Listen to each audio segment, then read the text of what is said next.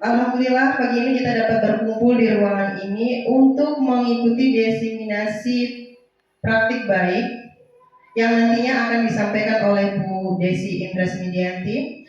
Acara yang pertama ialah pembukaan, acara yang kedua inti, dan acara yang ketiga penutup.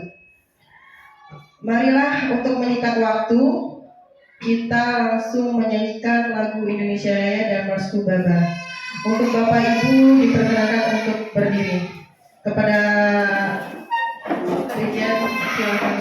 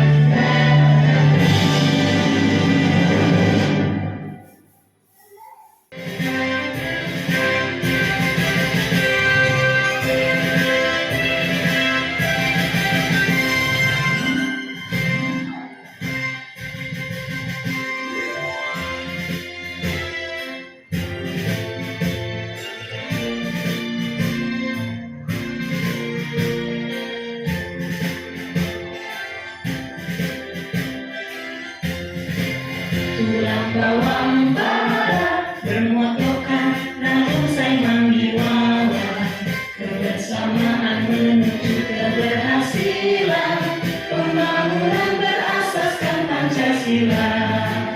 Tulang bawang bara melangkahlah maju bersatu padu musyawarah mufakat ikut bersama dalam mensukseskan pembangunan bangsa. Hilangkan hambatan, tunda kesenangan, ciptakan kerja nyata, siap berdaya saing, mengabdi berbakti. Tulang bawang bara, rakyatnya rukun dan damai sejahtera. Tulang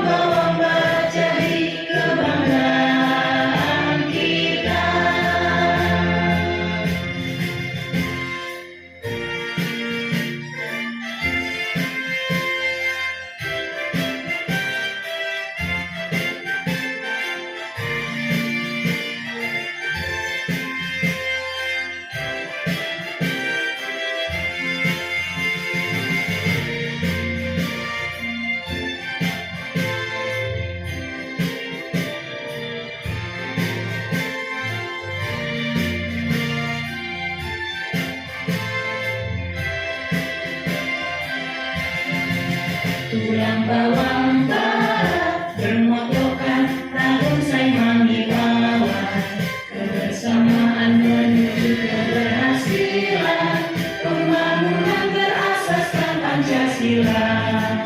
Tulang bawang barat melangkahlah maju bersatu padu musyawarah mufakat untuk bersama dalam mensukseskan pembangunan bangsa.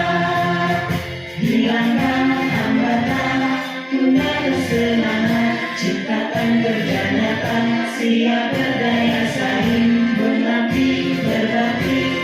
Tulang bawang barat, rakyatnya rukun dan damai sejahtera. Tulang bawang barat jadi kebanggaan kita.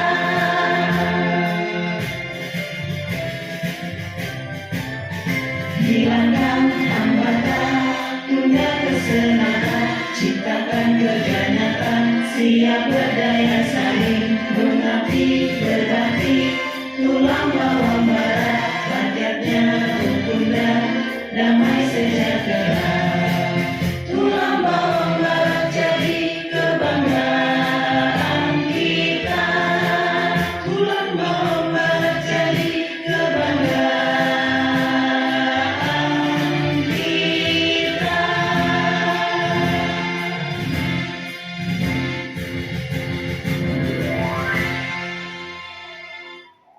Hadirin berikutnya.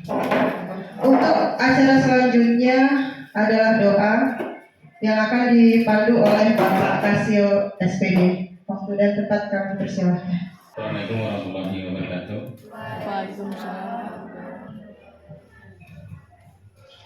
Sebelum acara kita lanjutkan, agar acara ini dapat berjalan dengan lancar, marilah kita panjatkan doa kepada Allah Subhanahu wa Ta'ala agar semua kegiatan di hari ini diberikan kemudahan dan kelancaran. Alhamdulillah, bismillahirrahmanirrahim. Hamdan syakirin, hamdan ni'amah wa yakafi majidai rabbana alhamdulillah. Bi jalan wajib karim sekali. Allahumma sholli ala sayyidina Muhammad wa ala sayyidina Muhammad. Allahumma wali qulubana wa qulubahum bi nuril ilmi wa hidayati wa hikmah warzuqna wa iyyakum rizqan wasi'an halalan thayyibah wa amalan sholihan wa ilman thayyibah wa amalan thayyibah mubarakan wa rahmatan ya arhamar rahimin. Allahumma ja'al awla dana wa ahlana wa aqribana min ahli khairi wal ilmi wa la taj'alnahum min ahli khairi birahmatika ya arhamar rahimin. Rabbana atina fid dunya hasanah wa fil akhirati hasanah wa qina adzabannar. Subhana rabbika rabbil izzati amma yasifun wa salamun alal alhamdulillahi rabbil alamin.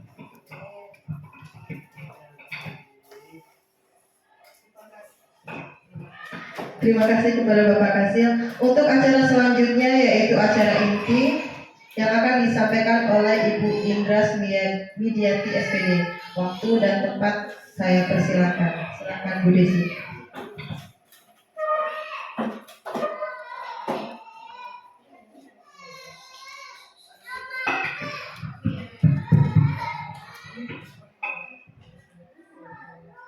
Assalamualaikum warahmatullahi wabarakatuh.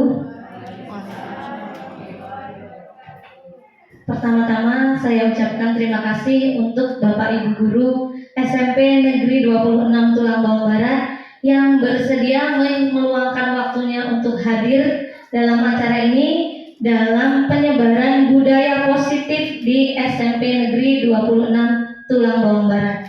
Mudah-mudahan niat kita baik, niat kita sama-sama untuk belajar ya Bapak Ibu. Di sini sifatnya saya itu berbagi bukan karena sudah pintar ya Bapak Ibu.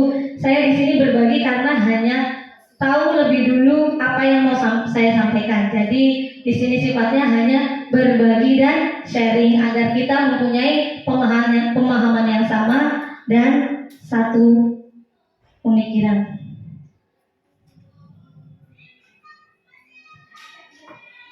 Yang pertama tenangkan hati dan pikiran, arahkan semua perhatian untuk fokus belajar, hadirkan rasa ingin tahu, syukur, dan kebijaksanaan. Sebelum kita memulai kelas hari ini, alangkah baiknya kita membuat suatu kesepakatan kelas yang nantinya akan menjadi keyakinan kelas kita di hari ini. Di sini sudah saya tuliskan, tapi apabila Bapak Ibu semua akan memberikan tambahan pendapat, saya persilahkan. Di sini yang saya tuliskan baru 3, yaitu bijak menggunakan handphone, saling menghargai, dan izin ke toilet. Bagaimana Bapak Ibu? Sepakat ya? Nah, sebelum kita memulai, karena saya lihat di sini sepertinya tampak kelelahan semua. Mari kita ice breaking sebentar ya. Saya mulai. Kalau saya bilang selamat pagi, jawabnya? Nah, biar seru. Pagi hu, pagi ha, pagi hu ha, gitu ya. Oke? Bisa ya Bapak Ibu ya? Semangat pagi, pagi hu, pagi ha, pagi hu ha. Ulangi lagi ya. Semangat pagi, pagi hu, pagi ha, pagi hu ha. Oke, baik, terima kasih. Saya lanjutkan lagi. Pertanyaan pemantik sebelum memulai sesi, yaitu setuju atau tidak setuju? Hukuman dapat mendisiplinkan anak. Setuju atau tidak setuju Bapak Ibu? Setuju. Jawaban Bapak Ibu semua di sini, ternyata hukuman dapat mendisiplinkan anak. Terus yang kedua, pemberian hukuman dengan hal positif seperti membaca atau membersihkan halaman sekolah dapat meningkatkan disiplin anak. Setuju atau tidak setuju? Setuju. Yang ketiga, memberikan penghargaan dapat meningkatkan motivasi belajar anak. Setuju. Nah, jadi untuk Bapak Ibu semua yang hadir di sini, ternyata pemberian hukuman dan penghargaan itu dapat mendisiplinkan anak, yang memberikan motivasi kepada anak. Nah, bagaimana dengan pemikiran paradigma baru? Disiplin positif dan nilai-nilai kebajikan universal. Apakah hukuman dan pemberian penghargaan itu memang benar mendisiplinkan anak dan memotivasi anak? Kita akan tahu nanti. Coba kita lihat dulu perubahan paradigma teori kegiatan kepalan tangan. Ada A, ada si A, dan ada si B. Anda bayangkan Anda dan teman Anda. Sobeklah secari kertas kecil, tuliskan benda atau sesuatu yang sangat berharga untuk Anda. Letakkan di salah satu tangan dan genggam benda tersebut dengan segala daya. Buatlah suatu kepalan. Kemudian temannya, tolong dibayangkan ya Bapak Ibu ya, temannya mencoba dengan segala daya untuk Anda itu membuka kepalan tangan itu. Apa yang terjadi? Apa yang terjadi? Bu Novi, konflik katanya. Apakah kira-kira si A akan membuka kepalan tangannya? Tidak. Si A tidak akan membuka kepalan tangannya. Apakah rayuan dari si B ini akan membuat kepalan tangan si A ini terbuka? Tidak.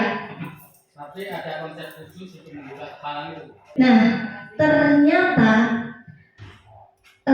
pikiran dari si B bahwa dia bisa membuka kepalan tangan si A itu hanyalah sebuah ilusi. Padahal sebenarnya si B itu tidak akan pernah bisa membuka tangan si A kecuali apa Bapak Ibu? Ya, betul sekali. Kecuali keinginan dari si A sendiri untuk membuka kepalan tangannya. Begitu pula dengan kita.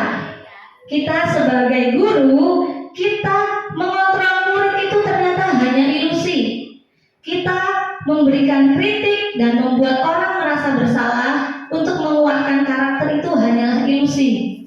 Penguatan positif, efektif, dan bermanfaat itu hanyalah ilusi. Dan orang dewasa memiliki hak untuk memaksa itu hanyalah ilusi, ya. Jadi sebenarnya tidak yang bisa mengontrol diri kita sendiri adalah ya diri kita sendiri, bukan orang lain. Ketika kita berpikiran bisa mengontrol orang lain, itu hanyalah ilusi semata. Perubahan paradigma stimulus respon, teori kontrol atau teori pilihan. Nah, siapa sesungguhnya yang memiliki kontrol? Dalam teori stimulus respon, kita mencoba mengubah orang agar berpandangan sama dengan kita. Seperti tadi, si B dengan segala daya upayanya mencoba membuka tangan si A, ya kan?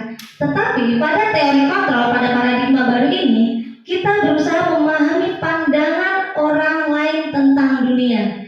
Jadi bukan kita mengontrol orang lain supaya berpandangan sama dengan kita, akan tetapi kita berusaha memahami pandangan orang lain tentang dunia. Ya. Terus yang kedua, perilaku buruk dilihat sebagai suatu kesalahan. Dulu teori stimulus respon itu melihat perilaku buruk itu suatu kesalahan. Nah, pada teori kontrol berpendapat bahwa semua perilaku itu memiliki tujuan atau semua perilaku itu memiliki suatu alasan. Seperti misalkan kayak anak didik kita terlambat, ya kan? Kita biasanya langsung, kamu terlambat, lari keliling lapangan, gitu kan, Bapak Ibu, tanpa melihat dulu apakah alasan dibalik terlambatnya. Orang lain bisa mengontrol saya, sedangkan pada teori kontrol hanya Anda yang bisa mengontrol diri Anda sendiri. Saya bisa mengontrol orang lain. Pada teori kontrol, Anda tidak bisa mengontrol orang lain. Pemaksaan pada saat rujukan gagal, kolaborasi dan konsensus menciptakan pilihan-pilihan baru. Pada intinya di sini adalah jika dulu teori stimulus respon itu percaya bahwa kita bisa mengontrol orang lain, tapi pada teori kontrol itu yang bisa mengontrol diri seseorang adalah seseorang itu sendiri. Nah, ini yang akan kita bedah hari ini, Bapak Ibu.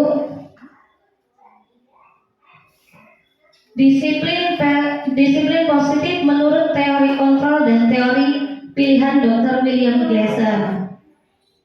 Jadi Dr. William Glasser ini membuat suatu teori bahwa Anda tidak bisa mengontrol orang lain, hanya Anda yang bisa mengontrol diri sendiri. Semua perilaku memiliki tujuan, model berpikir menang-menang, kolaborasi, dan realitas kebutuhan kita berbeda. Kita berusaha memahami pandangan orang lain.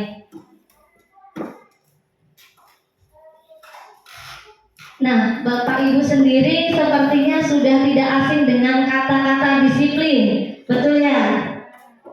Betul?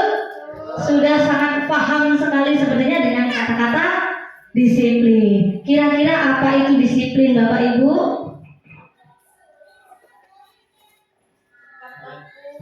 Tepat waktu. Apalagi?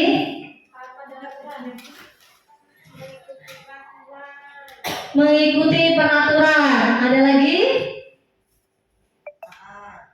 Taat terhadap tata tertib. Nah, disiplin berasal dari kata disiplina yang artinya belajar. Disiplin diri membuat orang menggali potensinya menuju sebuah tujuan, apa yang dia hargai. Namun dalam budaya kita, makna kata disiplin telah berubah menjadi sesuatu yang dilakukan seseorang pada orang lain untuk mendapatkan kepatuhan. Betul? Betul ya? Iya, sepertinya kita sudah terbiasa mempraktekkan disiplin sesuai dengan budaya kita. Nilai-nilai kebajikan adalah sifat-sifat positif manusia yang merupakan tujuan mulia yang ingin dicapai setiap individu. Nilai-nilai kebajikan yang ingin dicapai oleh setiap anak Indonesia saat ini tertuang dalam profil pelajar Pancasila. Ayo, ada yang masih ingat profil pelajar Pancasila ada berapa? 5 Pak Kasil? 5. Habis ya penghasil bentar diambil 1 jadi 5. Ternyata profil pelajar Pancasila itu saat ini belum berubah, masih ada 6. Beriman, bertakwa kepada Tuhan Yang Maha Esa dan berakhlak mulia, mandiri, bernalar kritis, berkebinekaan global, bergotong royong, dan kreatif. Inilah nilai profil pelajar Pancasila yang ingin digapai atau yang ingin dibiasakan di dalam diri setiap pelajar di Indonesia saat ini. Teori motivasi perilaku manusia. Saya sangat bangga sekali dengan Bapak Ibu guru di SMP Negeri 26 Tulang Bawang Barat ini, karena saya lihat motivasi untuk datang ke acara ini adalah motivasi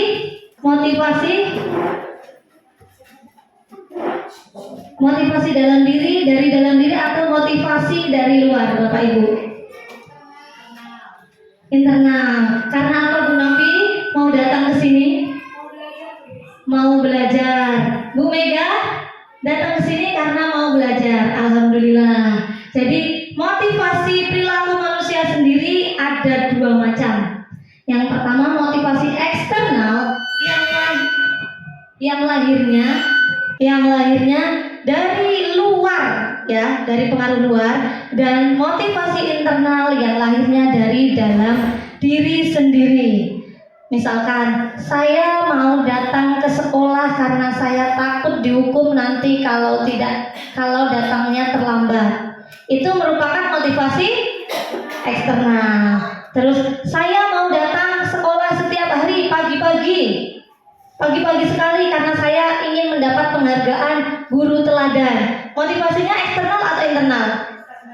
Eksternal. Kemudian saya mau datang ke sekolah pagi-pagi tidak terlambat karena saya menghargai diri saya sendiri dan saya ingin memberikan teladan yang baik untuk diri saya sendiri dan rekan-rekan saja maupun anak didik saya. Itu motivasi internal, motivasi yang lahirnya dari dalam diri sendiri. Coba kita lihat di diri kita sendiri. Seperti apa motivasi kita saat ini? Ketika berangkat datang ke sekolah, biasanya motivasi apa? Masih motivasi eksternal. Mudah-mudahan setelah acara ini motivasinya jadi motivasi internal ya Bu Novi ya.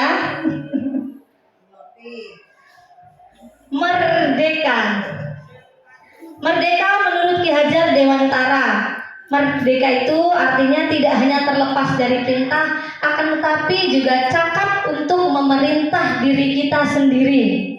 Ya, jadi kita itu juga bisa mengontrol diri sendiri, memerintah diri sendiri. Itu artinya merdeka menurut Ki Hajar Dewantara. Nah, ini agak kaget sepertinya membaca slide ini ya Bapak Ibu ya. Dihukum oleh penghargaan. Jadi pertama kali saya membaca ini saya juga kaget. Bagaimana bisa kok dihukum oleh penghargaan? Gimana ceritanya? Kenapa kok dihukum oleh penghargaan? Ada yang punya pendapat?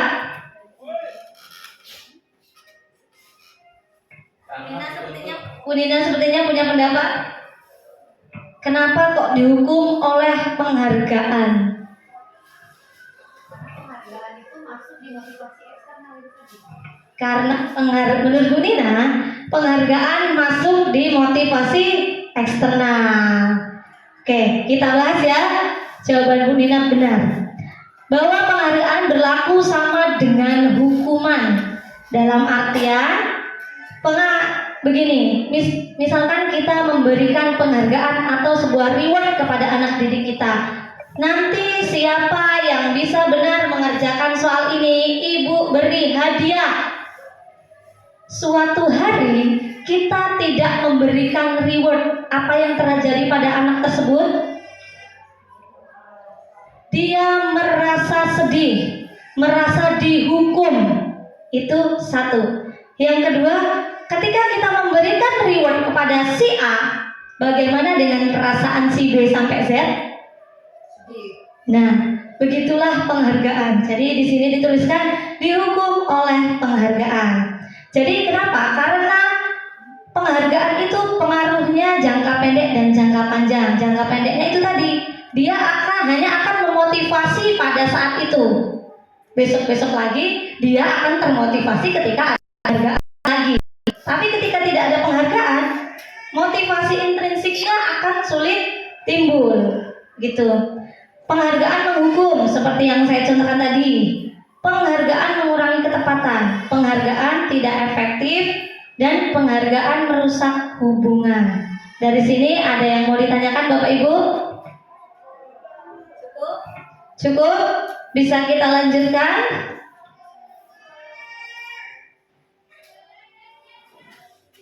Nah, dihukum oleh penghargaan tadi, penghargaan menurunkan kualitas. Seorang murid yang terbiasa mendapatkan penghargaan, ketika tidak diberi reward atau penghargaan, maka kualitasnya akan menurun. Betul atau tidak? Betul. Penghargaan mematikan kreativitas. Itu tadi kembali lagi. Ketika tidak ada reward, maka kreativitas anak jadi tidak termotivasi. Karena tidak termotivasi, maka kreativitasnya pun akan menurun. Penghargaan mengurangi motivasi intrinsik, motivasi dari dalam diri. Karena yang ada seperti di awal tadi, penghargaan hanya akan menimbulkan motivasi eksternal. Nah, sebenarnya seperti apa sih yang bisa merasa untuk menimbulkan motivasi intrinsik atau internal dari dalam diri seorang anak didik kita? Yaitu dengan bentuk program kebajikan atau apresiasi. Dalam memberikan apresiasi atau pengakuan perlu diingat beberapa hal.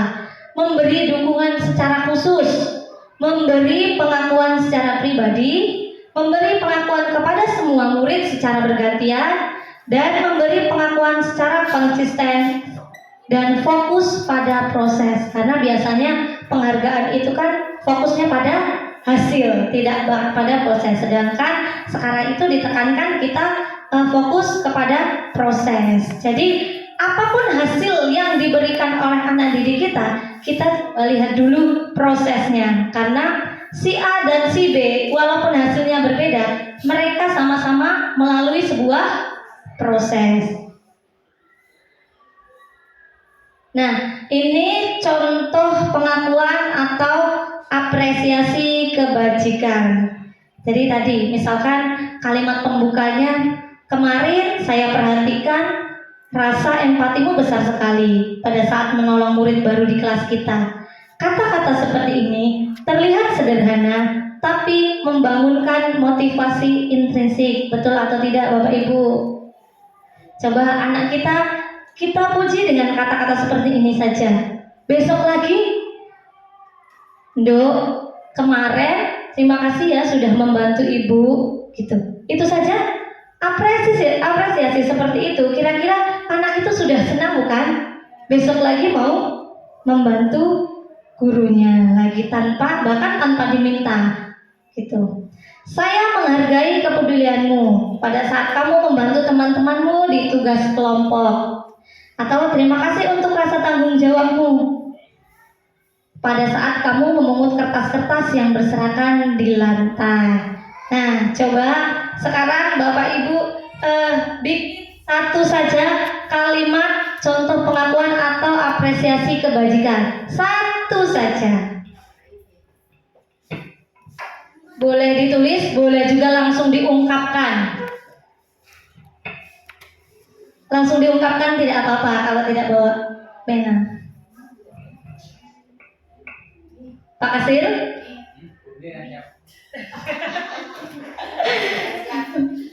Bu Novi sepertinya siap ini tadi. Sudah ada twing gitu. Oke, Bu Mega. Dipakai mikrofonnya Bu Mega. Biar terdengar.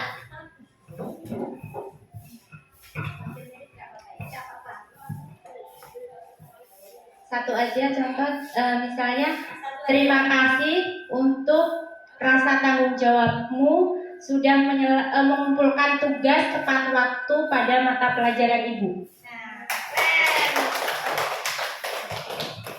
Terima kasih atas rasa tanggung jawabmu karena sudah mengumpulkan tugas tepat waktu pada mata pelajaran Ibu. Ada lagi? Pak Kasil? Sepertinya ada ini Pak Kasil. Silakan Pak Kasil.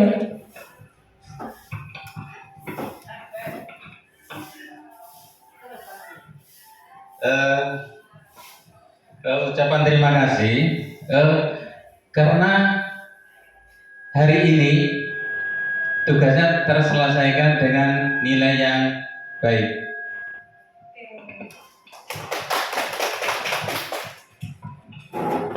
Terima kasih Pak Kasil. Pak Kasil membuat suatu apresiasi kebajikan. Terima kasih karena sudah mengerjakan tugas hari ini dengan sangat baik sehingga mendapatkan nilai yang baik. Kita lanjutkan Bapak Ibu.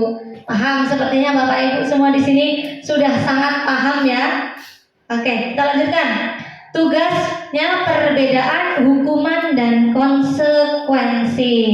Nah, coba kita jawab sama-sama ya, langsung saja, tidak usah ditulis, kita jawab sama-sama. Mencatat 100 kali di dalam buku kalimat, saya tidak akan terlambat lagi karena terlambat ke sekolah. Hukuman atau konsekuensi? Sepakat hukuman? Oke. Bu Eka tolong ingat-ingat jawaban teman-teman ya. Hukuman untuk nomor 1. Yang nomor 2, lari mengelilingi lapangan basket 2 kali karena terlambat hadir di sekolah. Hukuman atau konsekuensi? Oke, yang kedua juga sepakat hukuman. Yang ketiga, murid diminta untuk push up 15 kali karena tidak menggunakan masker ke sekolah. Hukuman atau konsekuensi? Hukuman. Yang ketiga juga hukuman. Yang keempat, menggantikan kertas tugas teman yang telah dicoret-coret. Hukuman atau konsekuensi? Konsekuensi. Jadi yang keempat konsekuensi. Terus membersihkan tumpahan air di meja tulis karena tersenggol pada saat belajar. Konsekuensi. Saya tandai ya, 4-5 konsekuensi. Murid disuruh untuk mengenakan sepatu seharian di sekolah karena tidak mengenakan sepatu hitam. Hukuman atau konsekuensi? Hukuman. Jadi yang 4-5 baru yang konsekuensi. Lari mengelilingi lapangan basket 2 kali karena terlambat 10 menit untuk pelajaran PJOK. Hukuman atau konsekuensi? Jadi menurut Bapak Ibu yang merupakan konsekuensi itu nomor 4 dan nomor 5. Coba kita lihat jawabannya. Teng teng teng. Manakah yang benar? Manakah yang salah? Ya, ternyata lari mengelilingi lapangan basket 2 kali karena terlambat 10 menit untuk pelajaran PJOK merupakan konsekuensi. Apa bedanya? Di sini kan kita belum bisa membedakan ya. Apa sih bedanya dari hukuman? Apa bedanya dari konsekuensi? Oke, let's go kita bahas. Nah, ini adalah perbedaan hukuman dan konsekuensi. Hukuman itu sesuatu yang menyakitkan harus terjadi. Seperti tadi, contohnya apa tadi Bapak Ibu? Mencatat 100 kali di dalam buku kalimat menyakitkan tidak? Menyakitkan ya. Lari mengelilingi lapangan basket 2 kali tadi menyakitkan. Push up 15 kali menyakitkan. Tapi kalau menggantikan kertas tugas teman yang telah dicoret-coret itu suatu konsekuensi karena sesuatu itu harus terjadi sebagai sebab dari suatu akibat dari suatu sebab, maaf. Terus hukuman membuat anak sakit fisik maupun hatinya untuk jangka waktu yang lama. Pernah kita menghukum Bapak Ibu? Jelas pernah. Saya juga tidak memungkiri pernah juga menghukum anak. Nah, ternyata hukuman itu dapat menyakiti fisik dan hati anak bahkan dalam jangka waktu yang lama. Jadi anak bisa saja masih mengingat hukuman apa yang kita berikan pada saat ini walaupun waktunya sudah sangat berlalu. Sedangkan kalau konsekuensi membuat anak merasa tidak nyaman dalam jangka waktu pendek, hanya pada saat itu, ya, saat mempertanggungjawabkan apa dari yang mereka sebabkan. Hukuman, anak akan membenci kedisiplinan, sedangkan pada konsekuensi anak akan menghargai kedisiplinan. Pada hukuman itu sifatnya paksaan, pada konsekuensi sifatnya stimulus tanggapan. Hukuman dapat mendorong anak menyakiti diri sendiri, sedangkan konsekuensi akan mendorong anak agar mudah menyesuaikan diri. Hukuman itu konsep diri yang buruk, sedangkan konsekuensi konsep diri yang baik.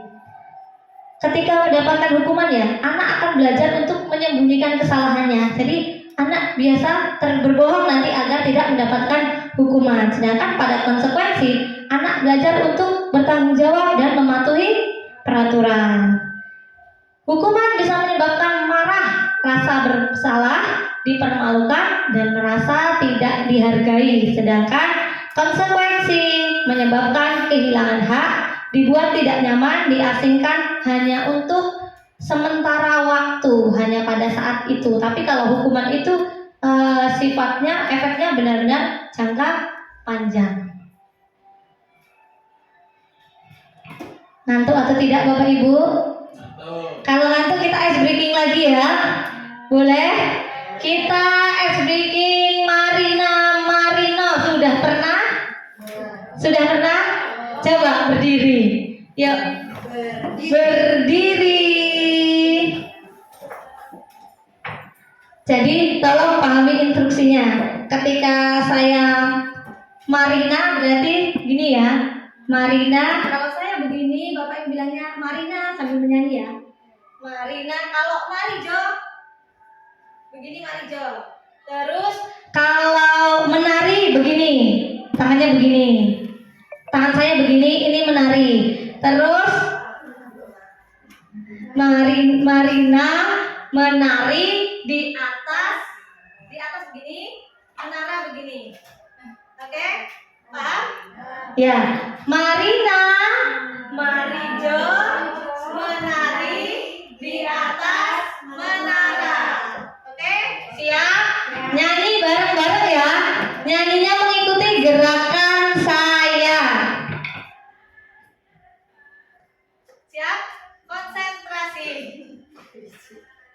Marina, Marijo menari di atas menara. Menari, Marina di atas menara. Marijo menari di atas menara. Marijo, Marina menari di atas menara.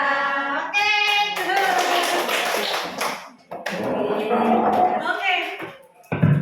Keren Bapak Ibu semua, fokus sekali, pantas saja murid-murid SMP 26 Tulang Bawang Barat ini keren-keren ya, hebat-hebat. Karena gurunya juga keren-keren, hebat-hebat. Semangat belajarnya tinggi sekali. Nah, ini identitas gagal dan identitas sukses. Hukuman, perbedaan dari hukuman, konsekuensi, dan juga restitusi. Wah, tadi hanya ada hukuman dan konsekuensi.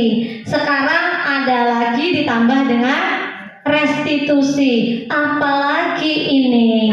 Baru Bapak Ibu? Baru, saya juga baru tahu ini. Jadi karena baru, mari kita pelajari sama-sama. Apa sih restitusi itu? Kalau tadi hukuman sesuatu yang menyakitkan harus terjadi, konsekuensi sesuatu yang harus terjadi. Restitusi itu sesuai dengan teori William Glasser tadi, teori pilihan. Jadi restitusi itu memberikan suatu pilihan, menguatkan untuk murid anak dalam jangka waktu panjang, korban mendapatkan ganti, mengusahakan agar korban mendapatkan ganti,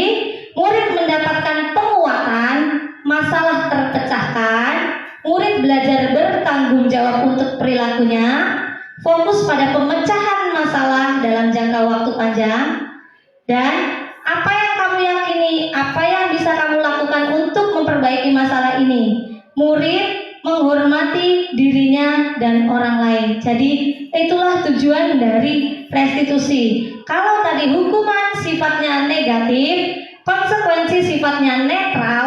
Kalau restitusi ini sifatnya positif. Jadi sebisa mungkin sebenarnya yang pada pemikiran paradigma baru ini kita senantiasa menggunakan pilihan yang ketiga ya Bapak Ibu untuk mendisiplinkan anak, yaitu dengan restitusi. Apa itu restitusi? Ya, kata Pak Hasil, pilihan. Jadi bukan memilih antara seblak sama bakso ya Pak Hasil ya. Restitusi adalah proses menciptakan kondisi bagi murid untuk memperbaiki kesalahan mereka sehingga mereka bisa kembali pada kelompok mereka dengan karakter yang lebih kuat. Restitusi juga merupakan proses kolaboratif yang mengajarkan murid untuk mencari solusi untuk masalah mereka dan membantu murid berpikir tentang orang seperti apa yang mereka inginkan atau menjadi tujuan mereka dan bagaimana mereka harus memperlakukan orang lain. 9 ciri-ciri restitusi. Yang pertama, restitusi itu bukan untuk menebus kesalahan, namun untuk belajar dari kesalahan. Restitusi ini sifatnya untuk memperbaiki hubungan. Restitusi merupakan tawaran, bukan paksaan. Restitusi menuntun untuk melihat ke dalam diri anak. Restitusi mencari kebutuhan dasar dan mendasari tindakan. Restitusi diri adalah cara yang paling baik. Restitusi fokus pada pengembangan karakter, bukan tindakan. Restitusi fokus untuk menemukan solusi dan mengembalikan murid yang berbuat salah pada kelompoknya. Jadi tidak ada lagi anak yang nakal kemudian dia akan dikucilkan di kelompoknya ya dengan tahapan restitusi. Makin bingung ya Bapak Ibu ya. Apa itu restitusi? Nanti akan ada sedikit gambaran tentang restitusi seperti apa yang sudah saya terapkan. Keyakinan kelas. Kalau keyakinan kelas ini sepertinya terpesona dengan foto saya ini ya Bapak Ibu ya. Foto saya di slide. Ini foto saya sengaja saya pasang di situ biar agak melek-melek dikit, biar gak ngantuk. Ya kan? Tertawa ini. Keyakinan kelas. Sepertinya sudah tidak asing ya dengan keyakinan kelas. Apa biasanya kita sebut keyakinan kelas? Apa? Kesepakatan. Ya, jadi keyakinan kelas itu lahir dari suatu kesepakatan. Nah, ini pertanyaan. Mengapa tidak peraturan saja? Mengapa harus keyakinan kelas? Mengapa? Nah, di sini ada pertanyaan semantiknya. Mengapa kita memiliki peraturan harus menggunakan helm bila mengendarai kendaraan roda 2? Mengapa kita memiliki peraturan 3M, menggunakan masker, mencuci tangan, dan menjaga jarak 1,5 meter? Mengapa kita memiliki peraturan harus datang tepat waktu pada saat mengikuti pelatihan? Pertanyaannya kembali lagi ke yang pertanyaan tadi. Mengapa tidak peraturan saja? Mengapa harus keyakinan kelas? Ya, mereka pakai ini, pakai mic biar terdengar. Nanti masuk YouTube nggak terdengar. Menurut saya, kalau peraturan itu ditentukan oleh satu pihak saja, kalau keyakinan itu disepakati oleh kedua pihak. Oke. Jadi menurut Bu Mega, kalau keyakinan itu yang membuat hanya satu pihak, ya. Kalau keyakinan itu disepakati oleh dua pihak. Ada lagi? Ada lagi? Oke, Bu Novi. Kalau menurut saya kalau dibuat peraturan bagi yang menjalankan itu jika menurut dia tidak yakin, menurut dia akan melanggar karena itu peraturan. Tapi kalau dia merasa itu yakin, sama-sama yakin, pasti akan dilaksanakan. Jadi menurut Bu Nopi, kalau itu sebuah peraturan, maka kemungkinan seseorang itu akan melanggar, begitu ya Bu ya. Tapi kalau itu sudah yakin, karena sudah yakin, maka dia akan mematuhi sendiri apa yang menjadi keyakinannya. Jeng jeng jeng. Kita kembali ke motivasi intrinsik. Ayo kita kembalikan tadi ke motivasi eksternal dan motivasi internal atau intrinsik. Kira-kira kalau peraturan itu akan memunculkan motivasi eksternal atau intrinsik?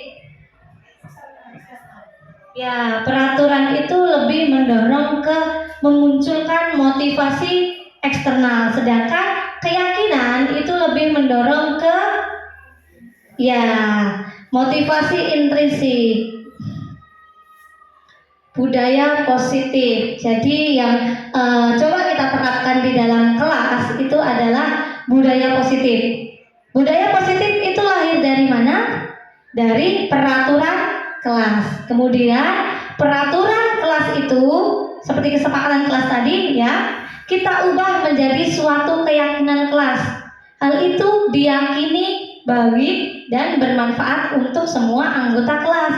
Sehingga ketika sudah yakin, sudah memiliki keyakinan yang sama akan hal tersebut, maka akan menimbulkan suatu lingkungan yang positif. Lingkungan yang positif maka akan menghasilkan budaya yang positif. Misalkan anak-anak kita, mereka yakin bahwa berangkat pukul tidak lebih dari pukul 7.15 itu adalah baik bagi mereka, maka anak-anak kita tidak ada yang terlambat. Mereka sebelum pukul 7.15 anak-anak sudah datang di sekolah untuk mengikuti literasi.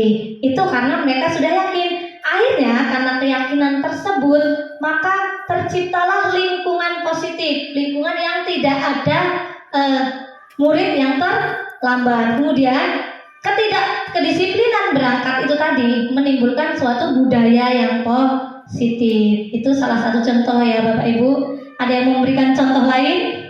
Nah, ini yang mana yang merupakan keyakinan kelas? Mana? Ini di sini ada 2 kesepakatan kelas, tapi ternyata salah satunya merupakan keyakinan kelas. Ini mana nih Bapak Ibu yang merupakan keyakinan kelas? Gambar A yang sebelah sana ya, atau gambar B? Gambar A itu datang tepat waktu mengucapkan salam, menjaga kebersihan sekolah, berdoa sebelum dan sesudah kegiatan, aktif dalam pembelajaran, tertib. Kalau yang B, kesepakatan kelasnya, kami guru dan murid yang saling menyayangi, kami murid yang semangat belajar, kami murid yang peduli dengan teman-teman. Manakah yang merupakan keyakinan kelas? Pak Hasil A, Munir B, Bu Mega B, Bu Asih semuanya B ini sepertinya ya. Oke. Jadi yang merupakan keyakinan kelas itu yang B. Kenapa Bapak Ibu? Apa alasannya memilih yang B? Iya, karena antara kedua belah pihak sudah sama-sama yakin untuk dapat, karena misalkan saling menyayangi itu hal yang sangat penting dan baik untuk guru dan murid, sehingga tidak akan saling menyakiti. Begitu. Sampai sini ada pertanyaan Bapak Ibu? Tidak ada? Paham ya? Keren. Belum ada karena materinya ringan sebenarnya. Nah, ini peraturan kemudian kita ubah menjadi keyakinan kelas. Selalu kembalikan buku pada tempatnya. Keyakinan kelasnya seperti apa? Dilarang mengganggu orang lain. Keyakinan kelasnya seperti apa? Saya mau satu orang maju untuk menjawab ini. Bu Eka silakan. Saya mau yang punya motivasi intrinsik lah untuk maju ke depan. Biar maju ke depannya tidak dengan motivasi eksternal. Tidak ada benar salah ya Bu Nina ya. Tidak ada benar salah, tidak apa-apa. Kita kan sama-sama belajar di sini. Ayo Bu Nina. Motivasi intrinsik ya. Mohon maaf. Silakan. Gak apa-apa. Atau mau di situ saja? Boleh.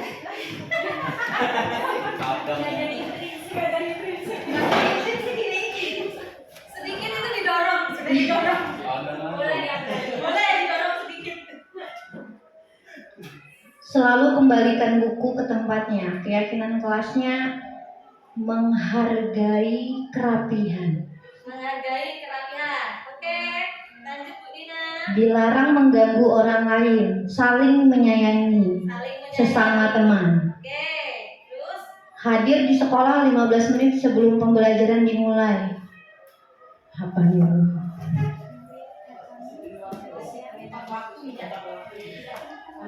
Menghargai waktu.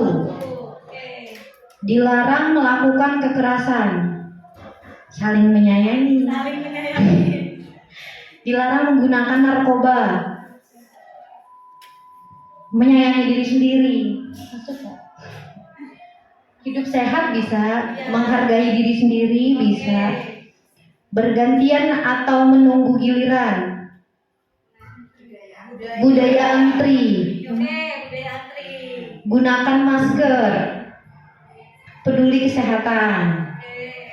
Jangan berlari di kelas atau koridor.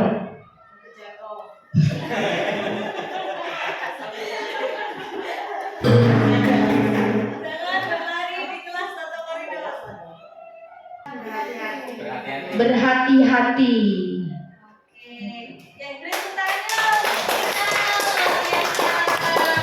Luar biasa sekali kolaborasinya ya. Tadi jawabannya walaupun Bu Nina yang mengungkapkan, tetapi ada sumbangsih dari teman-teman semua. Jadi kolaborasinya mantap. Ternyata ini hanya mungkin beda kalimatnya saja, tapi intinya sama. Selalu kembalikan buku pada tempatnya. Keyakinan kelasnya itu mengenai tanggung jawab. Dilarang mengganggu orang lain, menghormati orang lain. Hadir di sekolah 15 menit sebelum pembelajaran dimulai, menghormati orang lain dan berkomitmen. Dilarang melakukan kekerasan,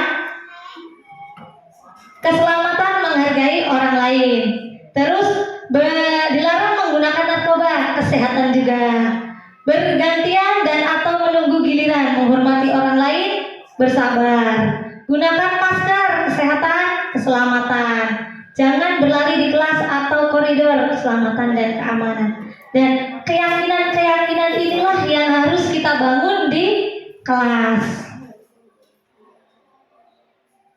Oke, saya akan memutarkan video. Saya mencoba untuk menerapkan keyakinan di kelas.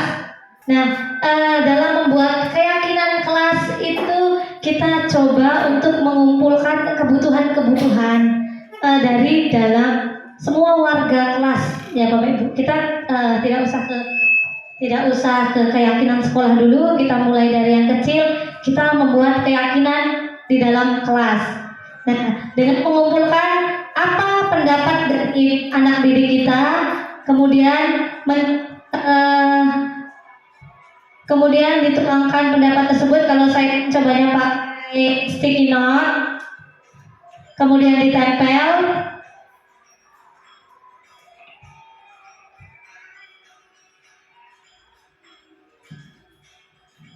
Nah, dari apa yang diyakini dan dibutuhkan di kelas ini, kemudian kita simpulkan. Kalau memang kita keyakinan itu kita wali kelas, kita boleh buat posternya, kita boleh tempel atau bikin banner, kemudian bannernya itu kita pasang di kelas supaya keyakinan itu kan setiap hari dibaca bersama. Jadi memang benar-benar menimbulkan motivasi intrinsik di dalam diri masing-masing peserta didik kita. Kalau misalkan kita guru mata pelajaran, bukan wali kelas, boleh juga keyakinannya itu nanti minta untuk dituliskan yang cantik, rapi, menarik, tempel di depan, di halaman depan buku mata pelajarannya, supaya ketika membuka, oh ingat nih, ada keyakinan kelas yang sudah disepakati dan dijalankan secara bersama-sama, dipatuhi secara bersama-sama. Ada yang sudah pernah menerapkan keyakinan kelas? Kalau keyakinan kesepakatan kelas, saya rasa sudah pernah ya Bapak Ibu untuk menerapkan kesepakatan kelas. Bedanya hanyalah kalau keyakinan kelas ini ubahlah menjadi kalimat yang lebih positif. Jadi tidak menggunakan lagi kata tidak, jangan, atau dilarang. Misalkan dilarang makan di kelas, jangan ya. Berarti apa kalau dilarang makan di kelas? Kalimat positifnya gimana? Tetap menjaga kebersihan. Oke. Kita lanjut Bapak Ibu. Kebutuhan dasar manusia dan dunia berkualitas. Apa sih kebutuhan dasar kita sebagai manusia? Nah, ternyata kebutuhan dasar manusia itu ada 5, yaitu kebutuhan atas rasa kasih sayang dan rasa diterima, kebutuhan akan penguasaan, kebutuhan akan kesenangan, dan kebutuhan akan kebebasan, juga kebutuhan untuk bertahan hidup. Pernah tidak ketika anak itu misalkan tidur di kelas, kita biasanya kita langsung marahin saja. Doni misalkan tidur di kelas, lari keliling lapangan, begitu ya Bapak Ibu ya. Ternyata menurut teori paradigma baru ini, teori pilihan, kita itu harus menggali apa yang jadi kebutuhan dari peserta didik kita. Pasti dia tidur itu misalkan biasanya kenapa kalau anak tidur? Yang pertama karena bosan, ya tidak? Betul atau tidak? Ketika anak tidur di dalam kelas biasanya yang pertama itu karena bosan. Berarti dia butuh akan kesenangan. Atau misalkan dia ternyata tidak mau berbaur dengan teman-temannya, kemudian dia jahil dengan teman-temannya. Berarti apa? Dia butuh akan kasih sayang dan rasa diterima. Atau biasanya dia itu suka merintah-merintah teman-temannya, ya kan? Beli jajan ke kantin, gitu kan ya? Itu berarti dia butuh butuh penguasaan. Nah, kebutuhan dasar sebagai manusia itulah yang harus kita gali supaya kita mendapatkan solusi. Mengapa sih anak ini begini? Mengapa anak ini begini? Jadi bukan hukuman yang akan kita terapkan, tetapi restitusi. Ada 5 posisi kontrol. Jadi sebagai seorang pendidik, sebagai seorang guru, kita punya 5 posisi kontrol. Apa saja 5 posisi kontrol tersebut? Nah, ini dia Bapak Ibu. Kita punya posisi sebagai penghukum, pembuat orang merasa bersalah, sebagai teman, pemantau, maupun sebagai manajer. Di sini kontrol sebagai penghukum dan pembuat orang merasa bersalah itu mengakibatkan identitas gagal dari siapa? Dari peserta didik kita. Guru berbuat menghardik, menunjuk-nunjuk, menyakiti, menyindir, itu penghukum. Biasanya kalau kamu tidak melakukannya, awas ya, rasakan Nah, itu suatu hukuman.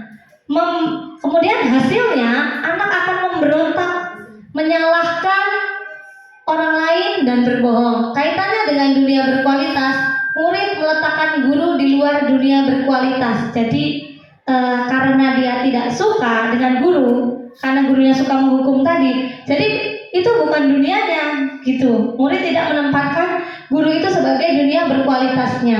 Terus murid akan berkata, biarkan saja, nanti juga marah-marah lagi. Terus dampak pada muridnya, dia akan mengulangi kesalahannya lagi. Sedangkan guru juga memegang posisi kontrol, membuat orang merasa bersalah. Biasanya gimana?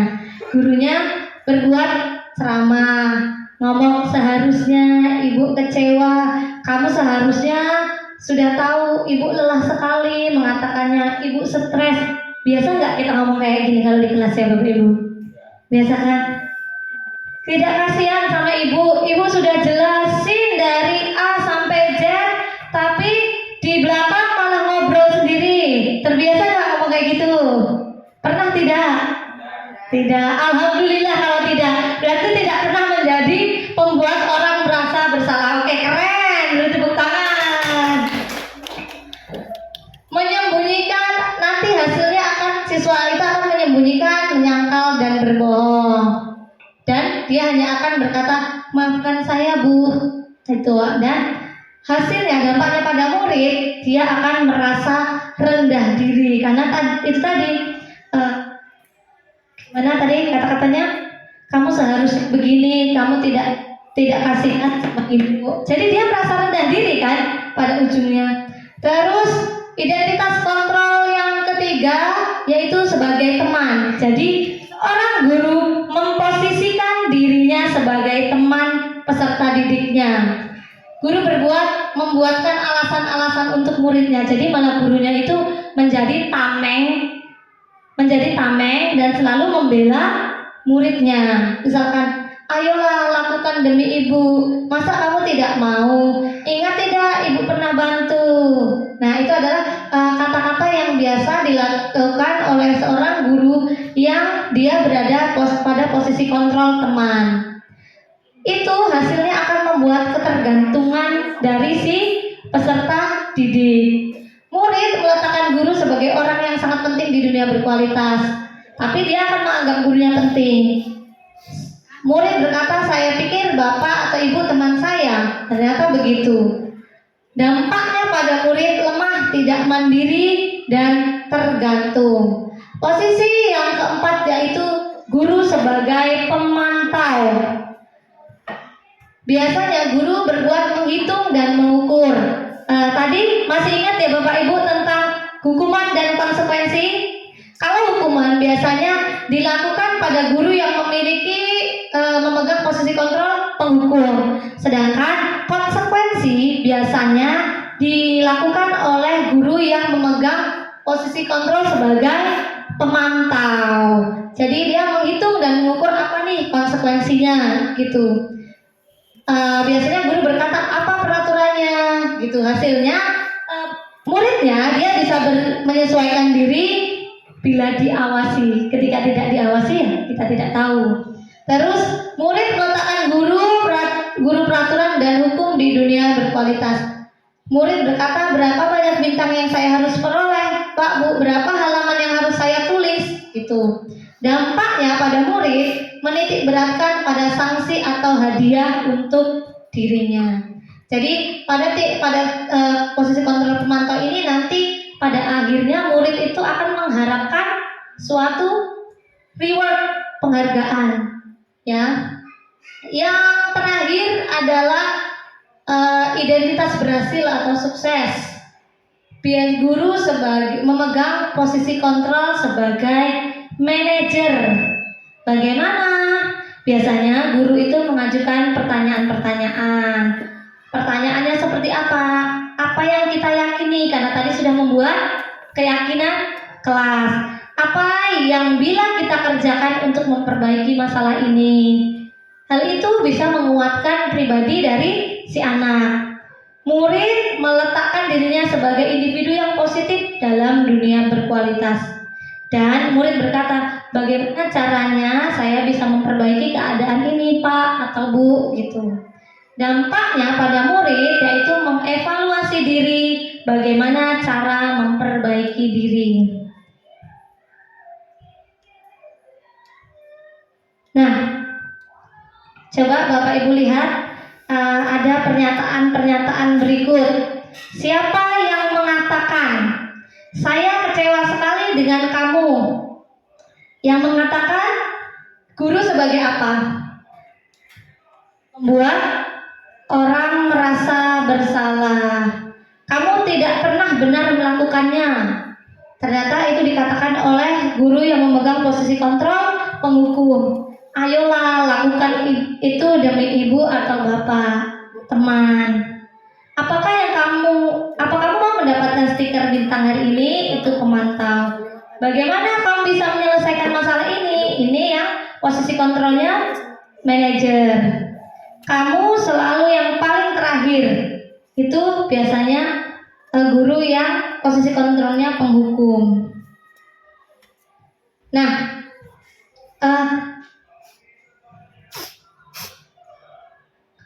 kita ini pada pemikiran paradigma baru ini kita itu diarahkan untuk dari peraturan, pemantau, konsekuensi hadiah kita untuk bisa menjadi seorang guru yang mempunyai pemikiran nilai-nilai manajer dan memperbaikinya. Dengan cara apa Bapak Ibu? Nah, saya akan putarkan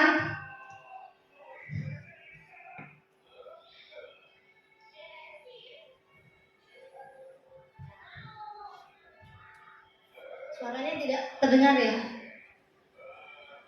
Saya jelaskan.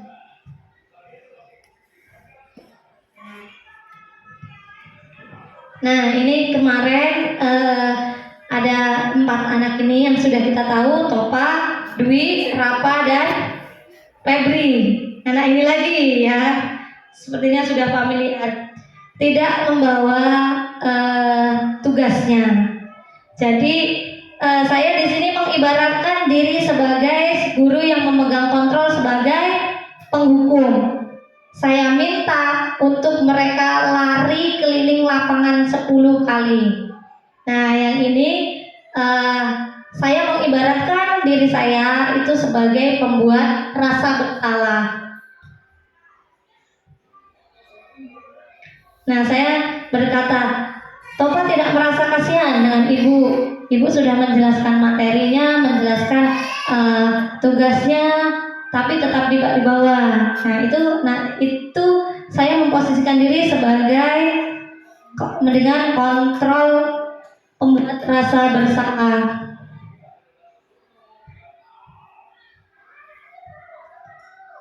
Nah, ini saya mencoba memposisikan sebagai teman. Aktornya Topa terus ya Bapak Ibu. Karena alhamdulillah bisa diajak bekerja sama Topa ini. Bisa berkolaborasi dengan baik. Saya di sini memposisikan mengajak Topa seperti teman. Jadi saya di sini ada karena tidak terdengar ada perkataan tolong lakukan ini demi ibu begitu. Ini saya memposisikan diri sebagai pemantau. Jadi karena Topa tidak membawa tugasnya, maka konsekuensi yang sudah kita sepakati di awal adalah lewat 1 hari maka tugasnya dikalikan jadi 2. Di sini saya menjelaskan konsekuensinya apa.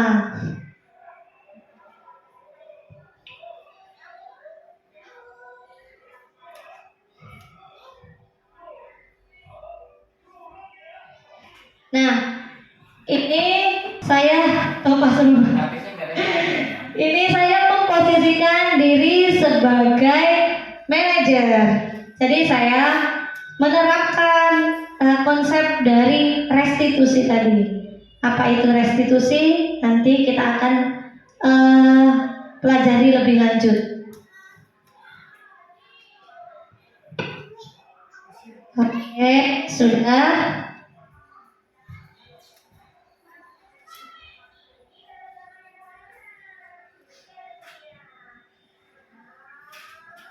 Sampai sini ada yang ditanyakan Bapak Ibu? Tidak? Cukup? Cukup. Sepertinya kita kembali ke materi saja.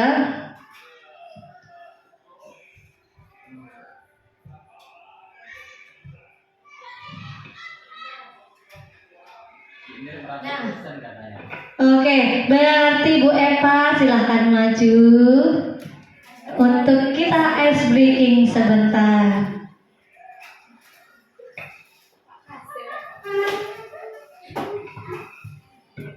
Baik, terima kasih Bu Desi.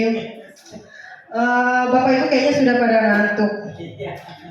Ini jam berapa ini? Ngantuk apa lapar ini Pak Kasim? Butuh ngopi, oke. Kalau di sini kita tebak-tebakan sedikit. Cluenya orang ketiga. Sudah tahu? Sudah ada yang pernah dengar? Kalau sudah nggak jadi. Oke. Cluenya orang ketiga. Orang pertama, contohnya orang pertama saya. Orang kedua Bu Elsa. Siapakah orang ketiga? Salah. Salah. Benar. Nanti dulu, nggak jadi main kalau sudah ditahu ininya. Oke, lanjutkan. Orang pertamanya Pak Kasil. Orang keduanya Ibu Nina. Siapakah orang ketiga? Salah. Siapa? Bu Mega. Benar. Benar Bu Mega. Jawaban Bu Mega yang benar. Nah, sekali lagi, biar boleh Bu tambah sekali lagi. Cluenya saya ingatkan, cluenya orang ketiga. Oh ya, orang ketiga. Cluenya orang ketiga. Orang pertama adalah Bu Nir. Orang kedua Ibu Elsa. Siapakah orang ketiga? Salah. Salah. Benar. Oke, sudah sampai sini udah gak ngantuk? Nanti. Masih Mbak? Oke, udah cukup kayaknya. Ini masih banyak materinya ya Bu Desi ya? Oh sebentar lagi. Tenang Bapak Ibu, sebentar lagi kita istirahat. Tapi nanti akan dilanjutkan P5 sampai kita bersih-bersih. Kayaknya kita sampai sore. Oke, terima kasih. Itu saja ice breaking dari saya.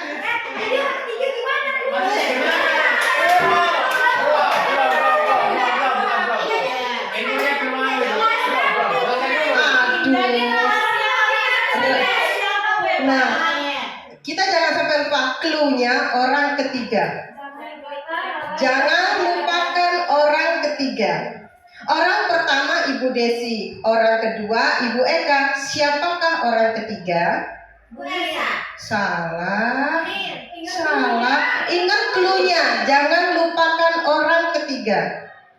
Orang ketiga Bu Elsa. Benar Bu Mega.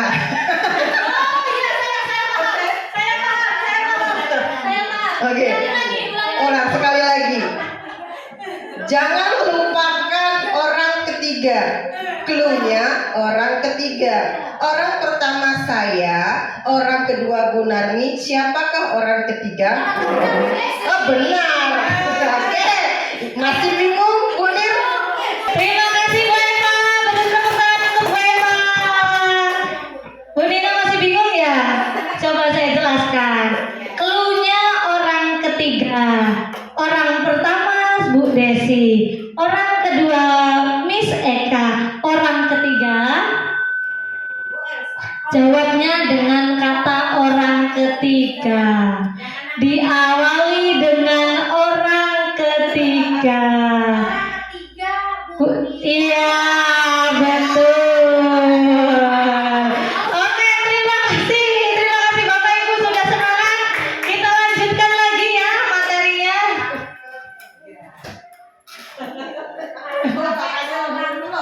Sudah. Alhamdulillah sudah melek kembali. Pak Kasih. Bisa dilanjutkan Bapak Ibu ya. Nah, kita lanjutkan.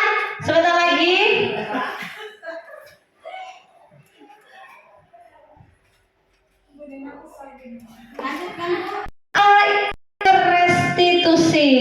Nah, ini yang membuat kita bertanya-tanya sedari pagi. Apa sih restitusi itu? Kenapa jadi pilihan yang terakhir? Kenapa yang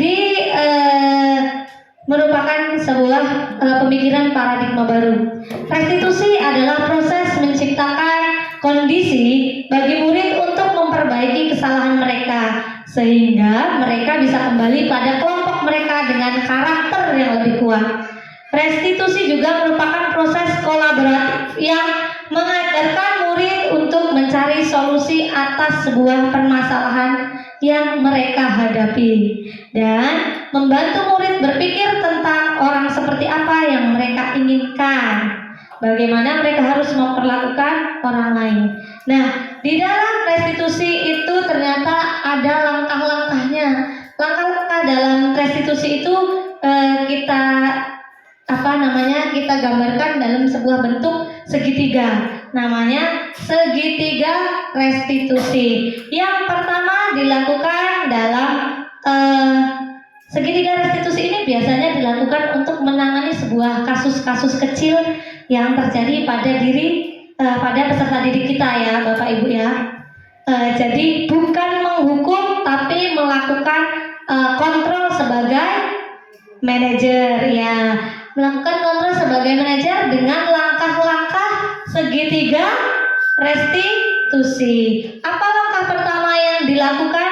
Langkah pertama yang dilakukan yaitu menstabilkan identitas.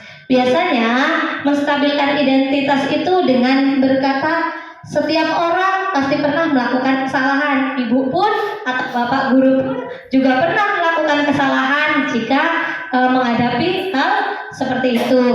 Terus kamu bukan satu-satunya yang pernah melakukan ini gitu. Setelah menstabilkan identitas peserta didik kita, maka kita akan validasi kebutuhannya. Masih ingat tadi kebutuhan dasar manusia ada berapa Bapak Ibu? Ada 5. Ada apa saja tadi? Kesenangan, kemerdekaan, kebebasan, penguasaan, rasa cinta dan kasih sayang, juga kebutuhan survive atau bertahan hidup. Nah, kita gali apa yang menjadi kebutuhannya sehingga anak itu mempunyai alasan itu gitu melakukan hal tersebut. Itu pada tahap validasi kebutuhan. Biasanya guru akan bertanya, kamu tentu punya alasan mengapa melakukan itu, atau adakah cara yang lebih efektif untuk mendapatkan apa yang kamu butuhkan gitu. Dan tahap yang terakhir adalah menanyakan keyakinan. Setelah peserta didik kita paham apa yang mereka butuhkan, bisa mengungkapkan sebenarnya apa yang mereka butuhkan, maka kita tanyakan keyakinan. Nilai-nilai apa yang telah kita sepakati? Kamu ingin menjadi orang seperti apa? Ibu jelasnya di slide ini. Menstabilkan identitas itu akan membuat anak yang merasa gagal karena berbuat salah menjadi positif terhadap dirinya. Biasanya guru berkata, berbuat salah itu hal yang manusiawi, tidak ada manusia yang sempurna. Bapak Ibu juga buat salah, kita pasti bisa menyelesaikan permasalahan ini. Bapak Ibu tidak tertarik untuk mencari tahu siapa yang salah. Ini misalkan bisa kalau ada yang seberanteman, begitu ya Bapak Ibu. Terus pada tahap validasi kebutuhan, ini membantu murid mengenali kebutuhan dasarnya. Apa yang sebenarnya ingin dipenuhi dari kebutuhan dasarnya sehingga murid melakukan hal tersebut. Misalnya guru berkata, kamu bisa saja melakukan hal yang lebih buruk, tapi kamu tidak melakukannya. Kamu pasti punya alasan mengapa melakukannya. Apa yang penting bagi kamu? Gitu. Terus yang terakhir, menanyakan keyakinan. Anak melihat kesalahannya dihubungkan dengan keyakinan, nilai-nilai yang sudah disepakati bersama di dalam kelas atau sekolah. Apa yang menjadi keyakinan kelas atau sekolah? Diingatkan kembali apakah yang mereka lakukan ini sesuai dengan keyakinannya atau tidak. Nah, setelah bisa menghubungkan atas kesalahan dan keyakinannya, maka diharapkan peserta didik itu akan dapat menemukan sendiri solusinya. Setelah bisa menemukan solusinya, di sini kita sebagai manajer itu membantu anak untuk menemukan solusi atas permasalahannya. Apakah kira-kira Bapak Ibu sudah pernah menerapkan ini? Saya yakin sudah pernah menerapkannya. Akan tetapi sebelumnya belum tahu saja kalau namanya ini adalah restitusi. Karena saya juga waktu itu pernah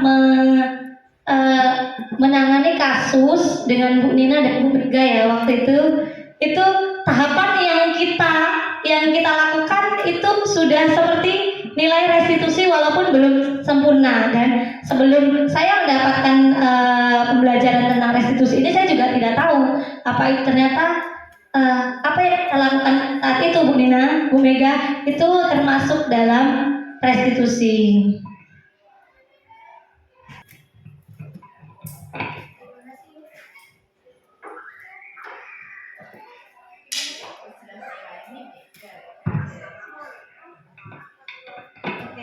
Saya jelaskan ya Bapak Ibu, tahapan dari segitiga restitusi yang sudah saya lakukan.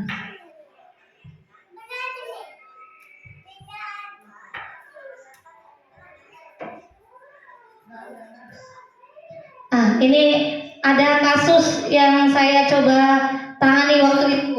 Pada hari Kamis, Oktolan Mustafa yang biasa dipanggil Topa, murid kelas 8 tidak menggunakan seragam olahraga pada saat jam mata pelajaran olahraga. Bu Mega selaku guru mata pelajaran olahraga memanggil dan menanyai Topa. Akan tetapi Topa hanya diam saja, tidak menjawab pertanyaan Bu Mega. Sehingga Bu Mega melaporkan kejadian tersebut pada Bu Desi selaku wali kelas. Di sini saya memposisikan diri saya sebagai wali kelas dan saya mencoba memposisikan diri saya sebagai untuk memegang kontrol manajer.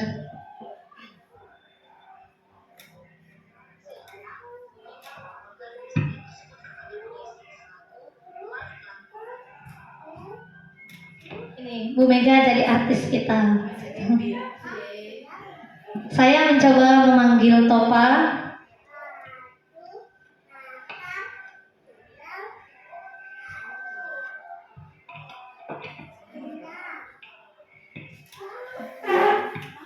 Saya mencoba melakukan tahapan menstabilkan identitas dari Topa dengan menanyakan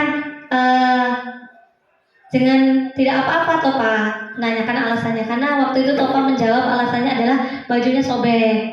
Jadi kalau bajunya sobek maka dia malu menggunakan baju itu ke sekolah.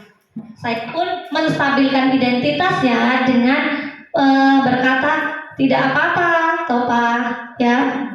Ibu pun juga akan merasa malu jika menggunakan baju yang sobek gitu.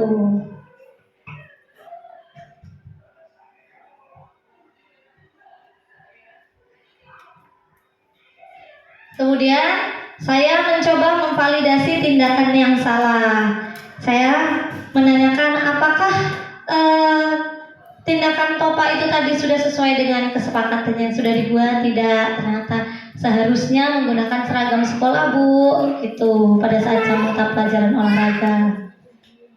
Dan setelah memvalidasi tindakannya yang salah, kemudian saya menanyakan keyakinan, apakah Topa ini yakin nih kalau menggunakan seragam olahraga ketika jam mata pelajaran olahraga itu penting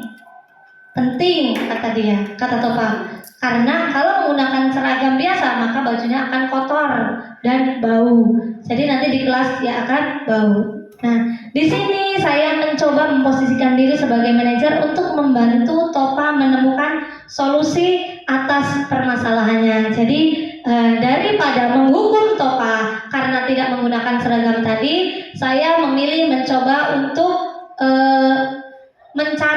membantu Topa untuk mencari solusi atas permasalahannya. Kasus kedua, ini Bunga yang marah-marah dengan Manda pada saat ujian. Di sini kebetulan pada saat ujiannya diawas oleh Bu Asih ya. Jadi Bu Asih laporan kepada saya selaku wali kelas. Saya memposisikan diri sebagai wali kelas.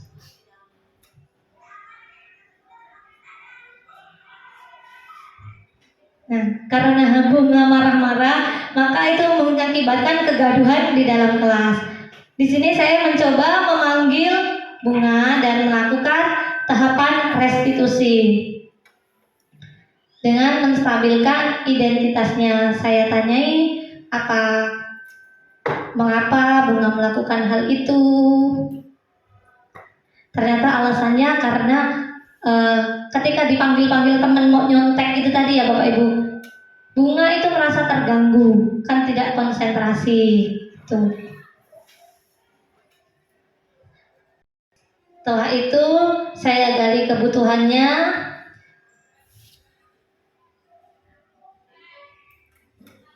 Salah validasi tindakannya yang salah tadi, yang memaki-maki Manda seharusnya tidak memaki-maki Manda, seharusnya lebih menghormati dan menghargai orang lain.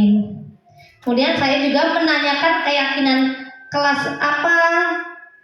keyakinan apa yang seharusnya dilakukan oleh bunga, lebih bersabar dan lebih bisa mengontrol emosi.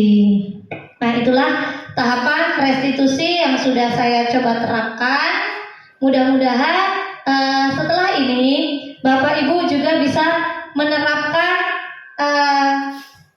tahapan restitusi ini, memposisikan diri sebagai seorang guru yang memiliki posisi kontrol sebagai manajer, bukan lagi seorang guru yang memposisikan diri sebagai penghukum, pembuat rasa bersalah, teman, bahkan pemantau. Oke, setelah sesi kita tentang budaya positif hari ini, silakan Bapak Ibu menjawab pertanyaan-pertanyaan ini. Boleh pertanyaan ini perwakilan maju ke depan, boleh? Apakah kamu ingin berbuat lebih baik? Ya. Apakah saat ini kamu sedang menjadi orang yang sedang kamu inginkan? Ya. Ada yang belum, ada yang tidak, ada yang belum, ada yang iya. Apakah kamu bisa mengubah kegiatan atau perilaku kamu saat ini menjadi sikap yang lebih membantu?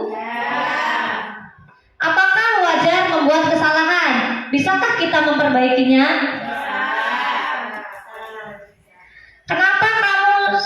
Apa yang akan kamu lakukan saat ini sesuai atau oke? Apa yang kamu lakukan saat ini sesuai atau oke, sesuai keinginan? Sesuai. Kapan kamu siap untuk memulai? Saat ini, kata Bu Nina. Alhamdulillah ya. Peraturannya apa? Apa yang mau Bu Nina mulai sekarang? Menjadi Bu Nina akan memposisikan dirinya sebagai kontrol manager. Sepertinya kamu punya masalah, saya bisa bantu apa?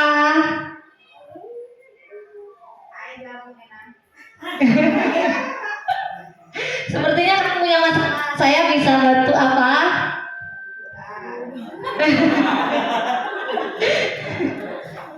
Saat ini kamu seharusnya berbuat apa? Berbuat. Oke. Apa yang bisa saya bantu agar kamu bisa melakukannya? Nah, pertanyaan-pertanyaan ini boleh Bapak Ibu jawab untuk sebagai refleksi dari diri kita sendiri ya. Nah, refleksi dari apa yang sudah kita lakukan hari ini. Oh maaf, sebelumnya saya akan tayangkan penerapan saya terhadap segitiga restitusi yang sudah saya lakukan. Refleksi kita hari ini, ya Bapak Ibu ya, ini yang terakhir. Hal baru apa yang mengubah paradigma saya yang saya dapatkan? Hal baru apa yang Bapak Ibu dapatkan dari pemahaman budaya positif pada hari ini?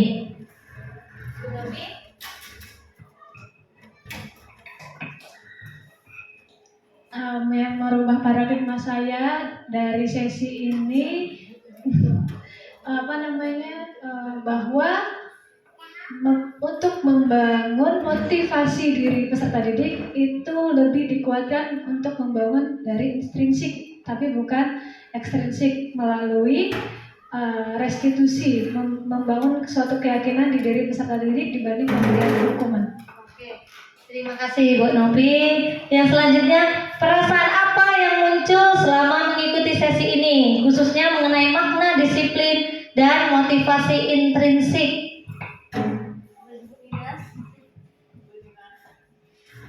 Perasaan yang muncul selama mengikuti sesi ini itu senang. Alhamdulillah, karena mendapatkan ilmu baru khususnya untuk siswa, dan insya Allah saya juga sepertinya akan menerapkan kepada anak saya. Terima kasih Bu Dina. Yang selanjutnya, peran Among seperti apakah yang saya telah lakukan selama mengikuti modul ini? Jadi peran Among seperti apa? Apakah sebagai teman atau penghukum? Bu Asih, boleh? Selama ini Ya, sebagai